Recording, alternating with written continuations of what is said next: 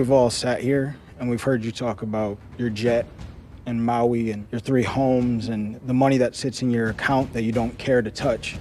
What stops you from helping every person in this room that's struggling right now? How do you help them? What do you do? Because you got a private jet, but I had to take off from work today and I'm struggling. I got bills, man.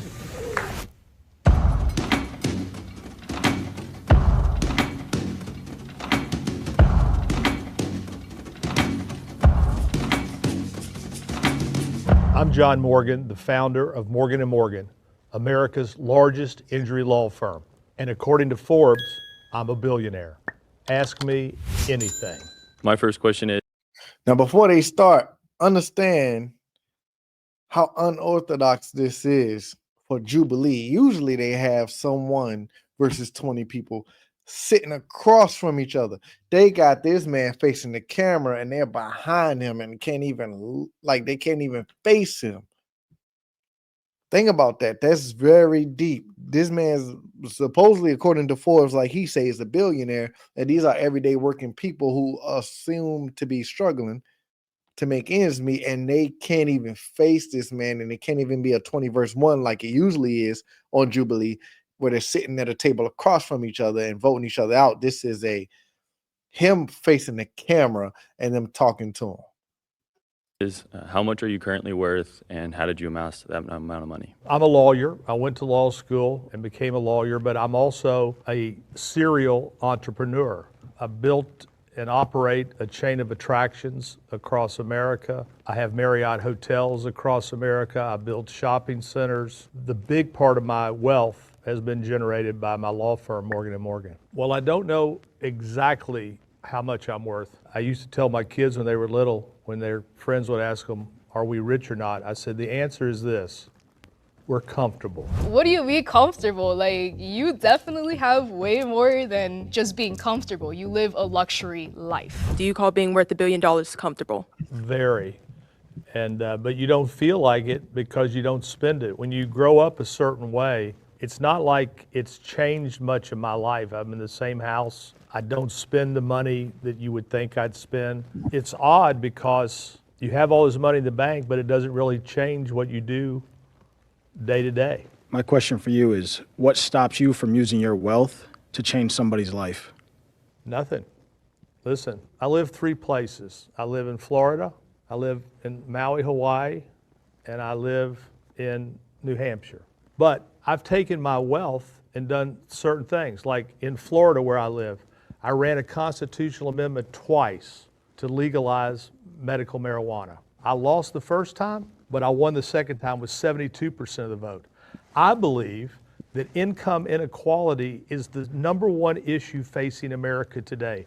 The rich are getting richer, the poor are getting poorer.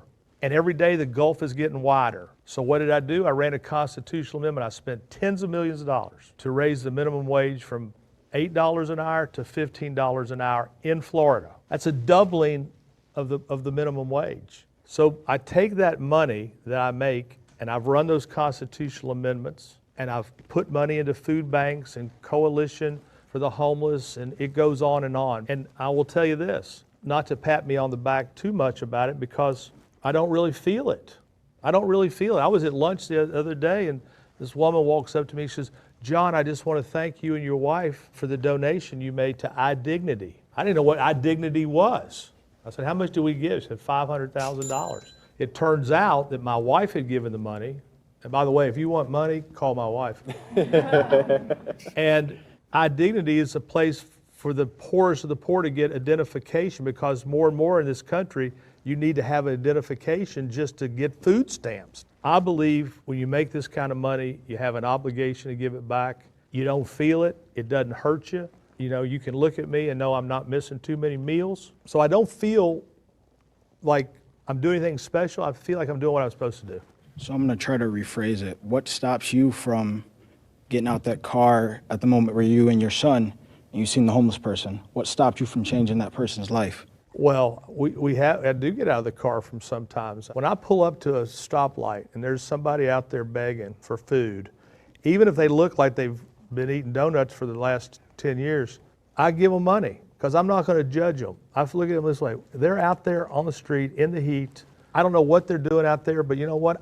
It's not my job to judge. I feel like a lot of billionaires, they say the same thing. They say they do donate and they do give to people. You give to organizations and large conglomerates that take your money and they break it up and they throw it around. If you're not handing something down to help somebody who really needs it, then what does it matter? You're in the law field, and Well, that just sounds like you want to be the person that a billionaire helps. Like that just sounds like selfish because you're broke.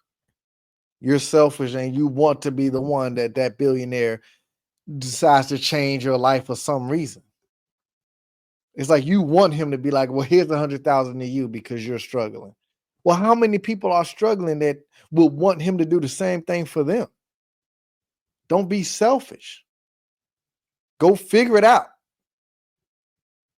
that's how you've amassed your network and everything that you've earned. If you had to start over in a different industry, what would you be in order to become a billionaire again?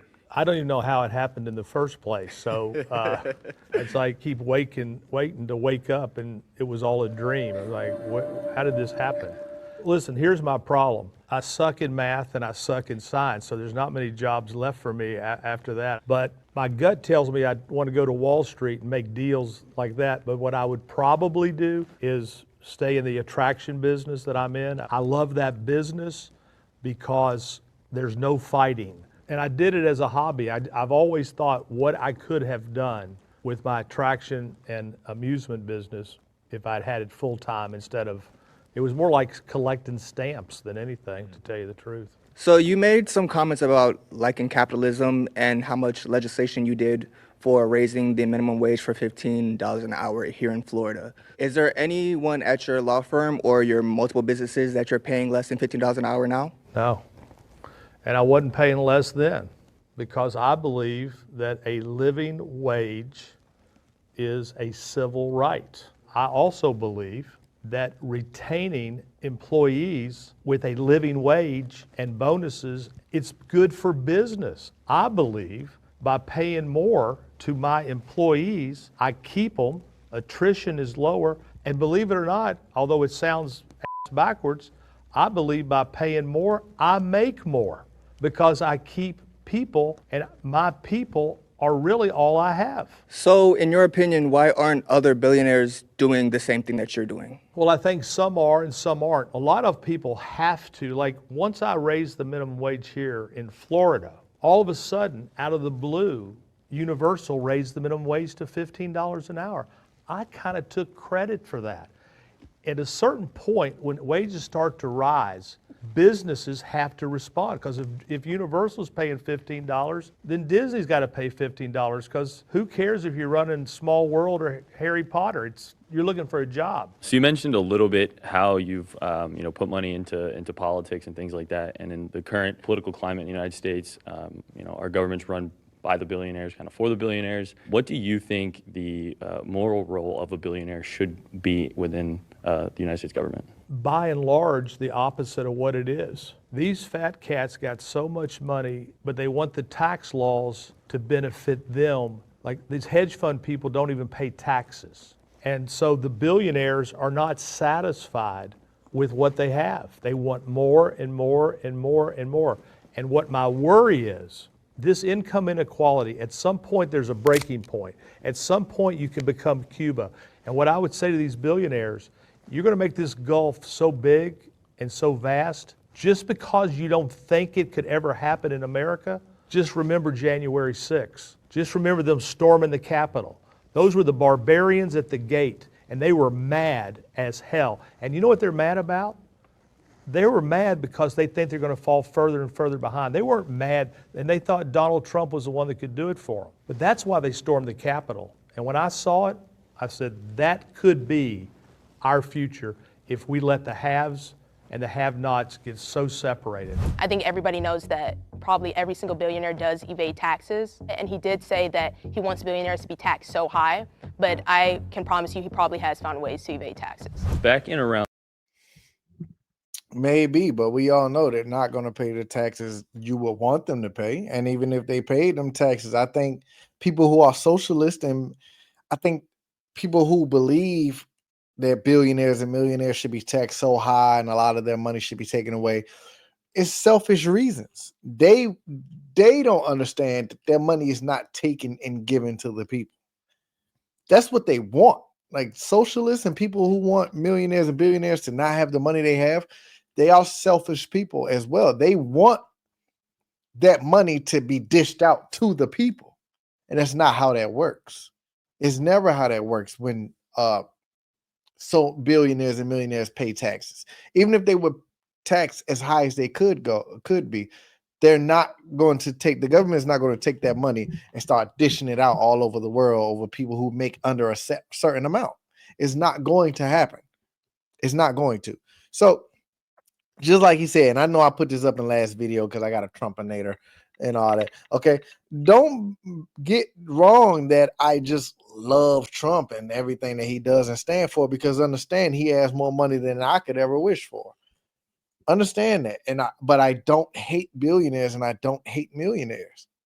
I think they are intelligent people who took a risk to whatever business they have and blew it up as best they could. And they are living off the fruits of their labor.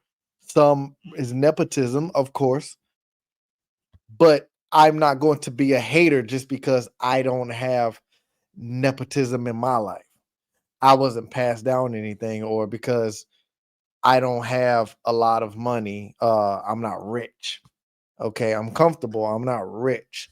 So, and I'm not wealthy. So I'm not going to be a hater though. I'm not going to say, oh, I hate all rich people. I hate billionaires and I hate millionaires and we should have some of their money. And I'm not going to do that. What I want to know is I want to pick their brains to how they got the money they got, and I can start working on it. You know, I'm not going to be one of those guys that hate the rich. Because even though we may live in a time and have always lived in a time where the rich get richer and the poor get poor, I'm satisfied even if I'm in the middle like I am now. Like I'm not rich, I'm not poor. I would love to always become rich or get more money, which I always work towards, but that's just me. There's a lot of people who are broke and struggling who just want someone to give them some money. I'm not that kind of person, you know? So shout out to Jubilee. I always love Jubilee and everything they put out and all of that. You let me know what you think about the situation between the rich and the poor, and if they should get taxed more, even though that money won't go to the poor directly.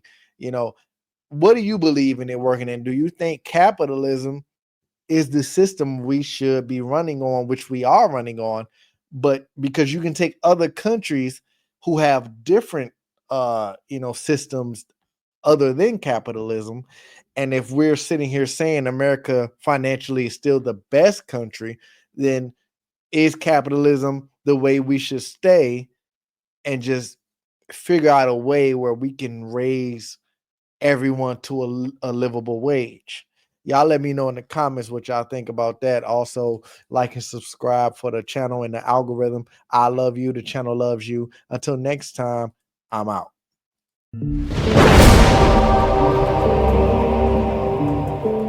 I feel like I'm good on my own. Don't need nobody beside me.